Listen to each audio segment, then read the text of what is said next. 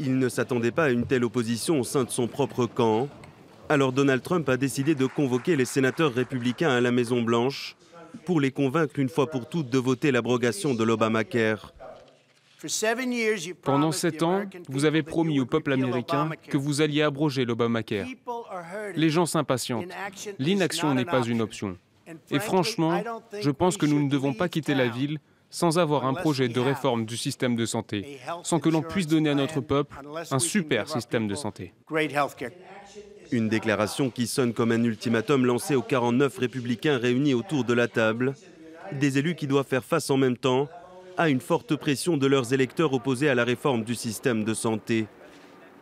Devant ce dilemme, comment les convaincre alors de voter l'abrogation de l'Obamacare?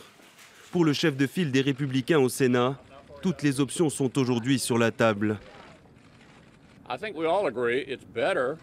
Je pense que nous sommes tous d'accord sur le fait qu'il est préférable de l'abroger et de la remplacer.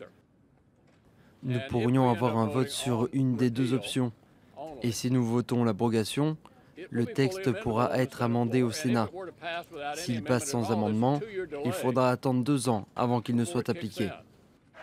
Si le projet de loi républicain est adopté dans l'état actuel, ce sont 22 millions d'Américains qui se retrouveront sans couverture santé d'ici 2026.